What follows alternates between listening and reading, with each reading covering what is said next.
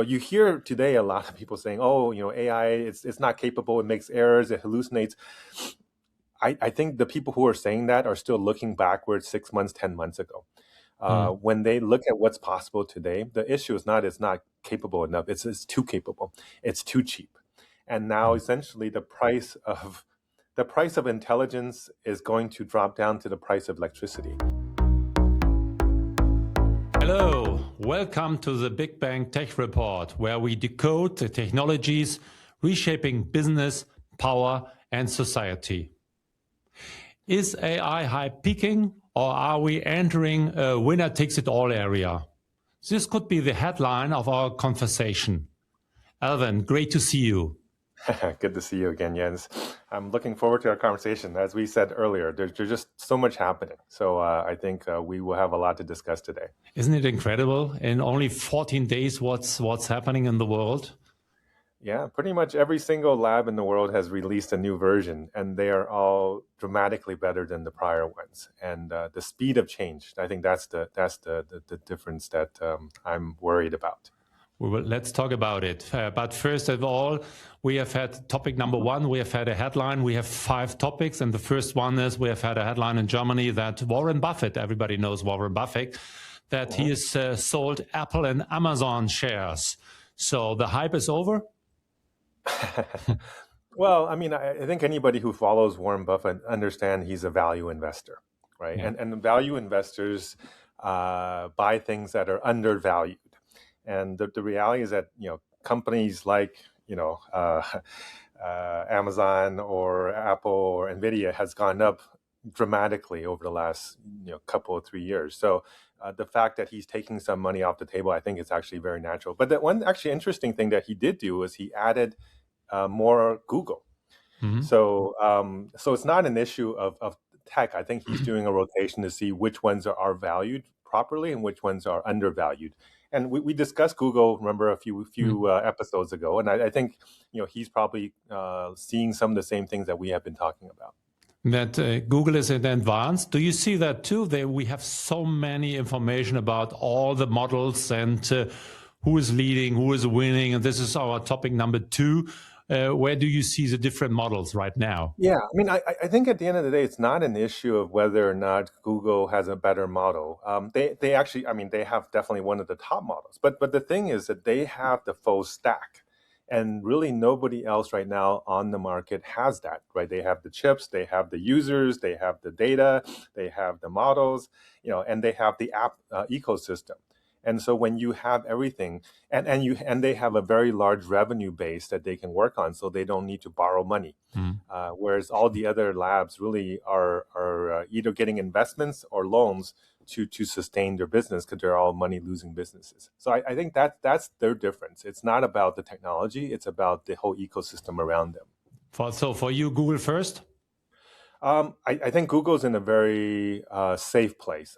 Companies like OpenAI and even Anthropic, I think, are in very precarious places because they're so dependent on external revenue. They're losing, $10+ billion a quarter right now in that range, and that means they need to continue to raise money. And they're announcing they're going to raise $50 or $100 billion over the next few months. But again, that all depends on investor sentiment. And sentiment changes very quickly, as we know. Yeah. So, and if any time they don't raise, what happens is that they cannot, build out the type of things that they have planned. They start to have to cancel orders. The trust and the expectations go down, and then everything else becomes much more difficult. And I've had the headline here in Germany that OpenAI was buying something. What was it? Yeah. OpenAI bought OpenClaw. Remember 2 weeks ago we talked about OpenClaw, or Clawbot. But the fact that they essentially negotiated a deal where they bought this one-person company. Remember earlier you asked, is there a possibility for a one-person company to create a billion-dollar company? And in fact, essentially within a few weeks of us talking about it, it happened, and it was an agent-based company, one guy, in Austria, who probably sold for somewhere around $1 billion to OpenAI. Right? So I think that actually is very consequential because OpenClaw, to me, is actually the DeepSeek moment or the ChatGPT moment for agents. And now everybody in the world talks about agents. And, you know, everybody's experimenting with it. Now, I think that is going to change the trajectory of this industry going forward. Whether or not they become the winner, it's not really important. But I think it's now spawned off hundreds of people building on top of their code base to make other agents. But until now, we do not have the impression here, especially here in Germany, that the agents are coming and that agents are more important. And we say, okay, let's have a look and so on. But ChatGPT is more or less, or this Gen AI is more or less everywhere. But agents, we do not follow right now. Yeah. So I think the difference is agents is a little bit more complicated from a technology perspective to set up. And it takes a little bit more training for you to take advantage of it. And it's relatively new, right? So the fact that it hasn't become part of the popular discussion is actually less important. But if you talk to developers, you talk to enterprise IT people, they're all talking about agents right now. And right now, when you create a team of agents to orchestrate it towards a task, it is able to complete the task of 10 developers in 1 or 2 days, what would take a month for these developers to do. And so this is very dramatic. And actually, in fact, if you look at the last few days on the stock market, the last 2 weeks, actually, all of the companies that are losing value on the stock market is because of agent technology.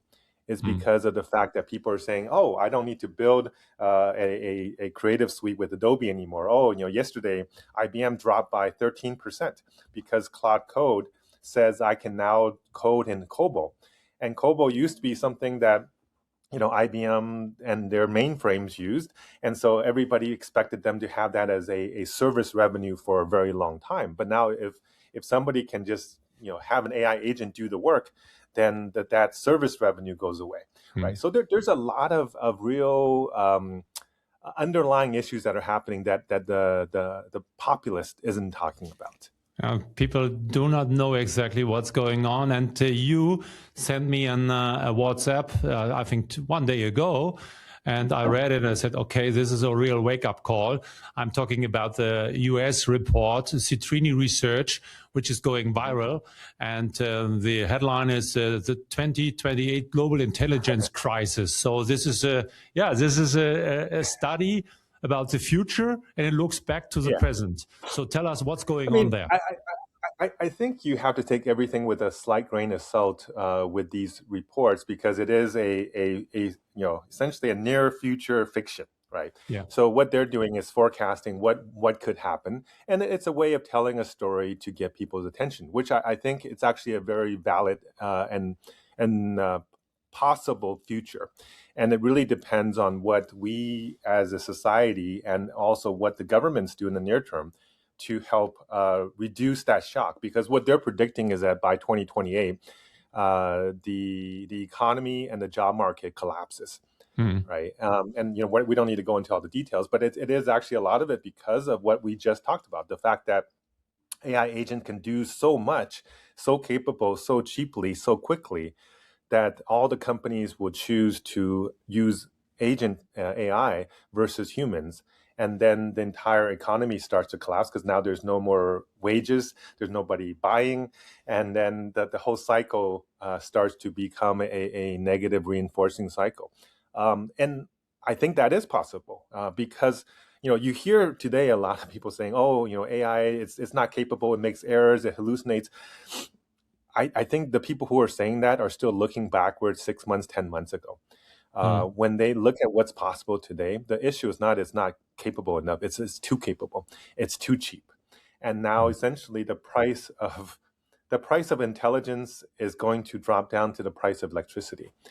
Right. And that changes once again, we have to stress it again. The price of intelligence is going down to the price of electricity. Wow. Yeah. We have to think about it again. Here's a piece of data to think about. At least in the U.S., around 65% of the workforce are cognitive workers, white-collar workers. Yeah. Right? They account for about 70 to 75% of the payroll. They account for 80+% of the spending. Yeah. Okay. So if that class of workers is decimated, maybe not even 100%, let's say 50%, let's say 20%, how would the economy look? And it would not look very good at all. And this is, according to them, it's going to take to 2028 before it happens. I actually think it's going to happen maybe faster. If we don't, if we let the natural forces go, it will go faster. In fact, I saw an interview this morning with the author of that Citrini research paper, and he said they wanted to make it far away enough that it doesn't scare people too much, but close enough that people pay attention. But they actually think it could happen faster, and I agree with them. The attention is the currency of journalism. But once again, for everybody, the core warning is companies replace workers with AI. Okay, check. They save costs and buy more AI. Okay, check.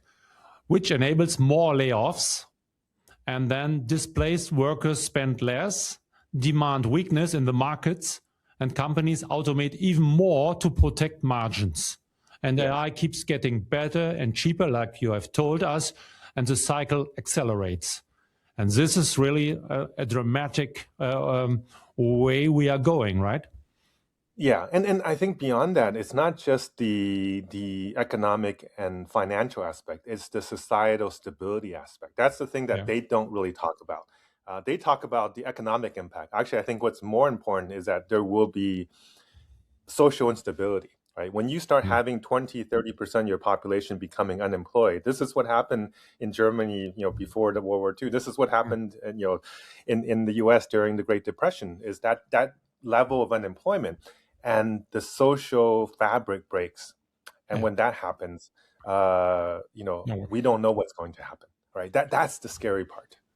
Well, we hope that won't come. But once again, to the study, they talk about companies too, like ServiceNow, SAP, the big software companies. Normally we would say, oh, wow, they are so stable, they are fantastic. But what's going on with these companies when the agents are coming? Well, I mean, this is the issue, is that they're all software companies, and rather than saying, hey, if I'm a business, do I spend hundreds of thousands a year on this software or millions of dollars a year on the software, or do I just ask my AI agent to build what I need?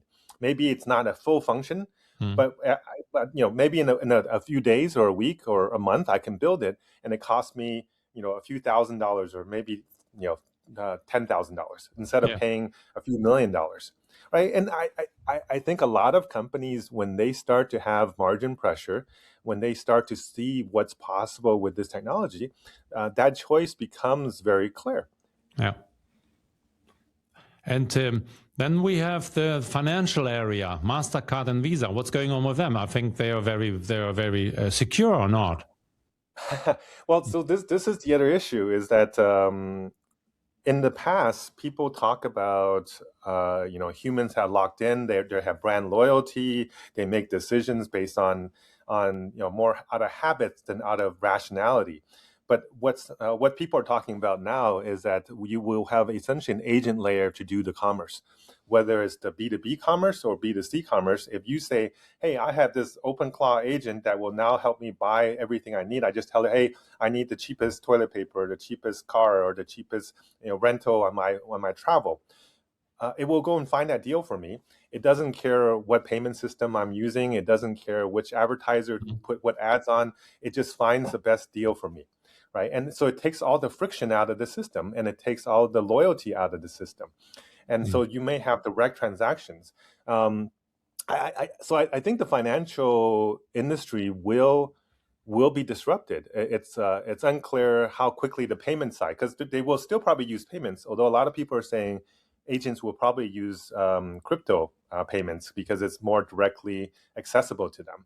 But I don't know there's enough of the rails around that yet. But I think that is also a possible place to go, as well as financial services. If you're a stockbroker, or you're somebody that you usually, because all your accounts are there, it's hard to move. But if in the future somebody says, hey, I can get you another broker that can give you services at 1/3 the price, and they can do the same thing, and you say, okay, agent, go make that happen. So there will be very soon very little loyalty in terms of the big banks and the big brokerages. So there's a lot of things that people aren't considering. And all of this does is takes away it removes margin out of the system. It makes the system more efficient. Yeah, So this is going to be an issue across the board on all of the industries. Well, a lot of people live very well because of the inefficiency, that the markets are not efficient, you know. Especially, why do we need 100? In Germany, we have more than 100 insurances, because nobody knows which is the best, and there is a lot of things that are different, and so you trust on or rely maybe on the best agent, and real then there's agent, also the stickiness of the friction of the switching costs, right? Because there was always, you have to fill out different forms, you have to get different validations. Now all of that can be done for you. You just say, give me the best price, give me the most best rating, right?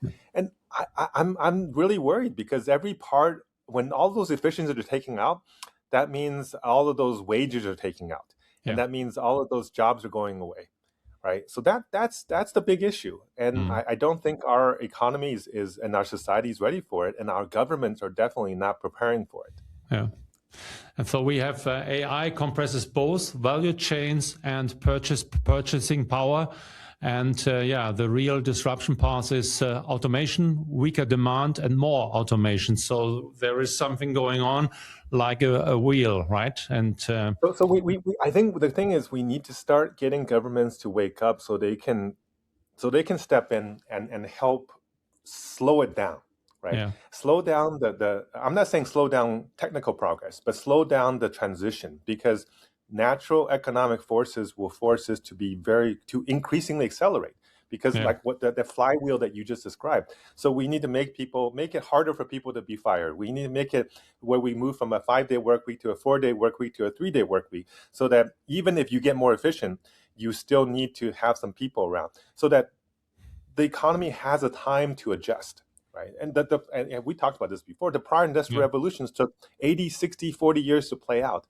And the economy can adapt to that when it has time. And there will be new type of roles. They may not be paying jobs, but there will be new roles made for people, because we will, I think, become more and more service oriented, more and more human and human relationship oriented, which is fine, which is actually a good thing to do. But we need to give the social safety net so that the people who lose their jobs has a soft landing. Yeah. Oh, that's very, very important. And I think, the politicians have to learn about it, and they have to do something to build parachutes or something like that. But right now, I think I have the impression that the technology is entering the political scene too, especially in the US and in China, and that you have the impression, if you are in advance, if you have a superior system, AI ecosystem, you can do everything by yourself, and you do not need any partnerships, and you do not need the NATO and all this stuff. Do you share this impression? I think it's there are people in America who believe that, but I think they're mistaken. And they don't realize how interconnected the world is, whether from a supply chain perspective or from a financial perspective, from a trade perspective. And I think they're overplaying the current position. America is definitely right now, I think, in the lead overall on AI. But it is also so dependent on everything else that's happening around the world for that to continue. And it is also dependent on a stable society, stable financial markets for that progress to continue. Because if you think about it, all of this is based. If you look at the last year, 80% of the growth in America's GDP was based on AI companies building data centers. Oh, right. Yeah. So I mean this is the problem, is that when one sector accounts for so much of the growth, essentially without that it's no growth, right? And if people stop investing, if companies and investors stop putting hundreds of billions or trillions of dollars into this space, that building stops. And when that construction stops, people then say, then how are they going to make more money? Because the whole story has been about you build more data centers, you make more tokens, you sell more tokens, you get more revenue. And what I think a lot of these labs who are telling the story, what they are not also telling you is that the problem that we just talked about is that as you do this, you essentially you're not creating a growing economy. You're creating a more efficient economy, a more productive economy, but you are actually destroying GDP. You are removing value from the market because you are removing inefficiencies from the market. And it's that inefficiency today that accounts for GDP. It's the wages and the living capabilities, the spending of all of those people is what's creating GDP. And when you stop hiring, when you stop spending on wages, there's no cycle. There is no cycle of consumerism. And the building of a data center only lasts a few months, maybe a year. After that, there's only maybe a dozen people that runs that data center. There's no more jobs. There may be 1,000 jobs to build it, but it's a very temporary thing. So what happens to the 1 million workers that were displaced by that data center, right? Those are the kind of longer term issues that these lab heads are not saying, and the VCs who are backing them are not saying when they go to Washington D.C. And I think that's a travesty, actually. So what do you have a solution for us now? No, well, I mean, I wrote about this, in December when I released that Stanford paper, Beyond Rivalry, and it talks about what to do. It talks about how do we work together so that instead of building 100 different data centers, 100 different models on thousands of data centers, let's start to work together more, because this technology is a public good. It is being shared. It is being commoditized by open source. So the value is not real. The value that OpenAI is going to supposedly go public this year at $1 to $1.5 trillion, based on 10 to $20 billion of revenue. It's not real. It's insane, isn't it? It's insane, and based on losing something like $40 to $50 billion. So that's the thing that is very just the economics of that doesn't work. And companies like Anthropic is raising, I think, $50 billion on around $400 billion of valuation, right? And it's just all of these companies, they are just being pushed by the financial sector, because everybody wants a new round to be higher than the last round. If at any time you start having a down round, a round where the next round is actually worth less, the entire house of cards will collapse. Okay, and I know it from the study. We talked about it. It should happen in autumn 27. They wrote it in the study. Then a crash will come. But okay, we have plenty of time to look at it, and it mustn't be like that, Yeah, and I think going back to that, my paper is that we start to need to get government to come in. They need to create a social safety net, what I call a GI Bill for the AI age, so that they can create a soft landing for the workers. We also need to create a Marshall Plan for AI, so that we start to create more equality of resources to global South and the developed countries, so that everybody rises together. Because you don't need trillions of dollars. You just need maybe tens or hundreds of billion dollars globally, and everybody has enough. Because right now, why don't we have enough is because we are all competing over the same resources. When we start to share resources, we already have 5,000 data centers in America, about 500 in China, about 100 something in India, probably 500-600 in Europe. So there are actually a lot of data centers, a lot of compute resources. And actually one of the most important things we didn't talk about is that all of these things, all of the models are getting more and more efficient and smaller, so that very soon they will run on your laptop, they will run on your phone, and it will be good enough for most people. They don't need to all go to the cloud, right? Not everybody is trying to solve cancer or create quantum physics, right? So it's I feel like we need to change the narrative. But that's very difficult, because especially in the financial market, the winner takes it all. And do you believe that one day, like ChatGPT, a model was coming and said, oh, I have the best way for agents, and then this is the winner, and the other ones, they will lose immediately? No, I think this is the false narrative, because every single VC in the Valley thinks that their investment is going to be winner takes all. So Yeah. they're betting, I hear things like this. They say, oh, the global economy, $110 trillion, we're only investing 1 or 2 trillion, and we'll be able to capture 40 to 50 trillion of that $100 trillion, Yeah. right? It's delusional. Right, because first of all, they're going to actually destroy economic value, so that 110 might become 80 or 60, right? And then the value goes down to what we said earlier, to electricity.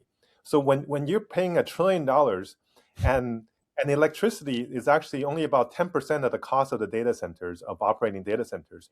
So you essentially your investment of $1 trillion becomes worth about $100 billion, right? So there is no return on that investment today, and companies like Apple actually, I think, will do better than most, because they're not wasting the $100 billion that companies like Amazon or Google or Microsoft are spending. They're spending a fraction on these data centers because they want to keep cash. And I think when the market crashes, they will have a lot of cash to go buy all of those resources for pennies on the dollar, just like what happened after the bubble crash for the internet, for all those data centers. So this is something that people don't talk about. That all these models will become commodities. They already are commodities. I think that's the thing.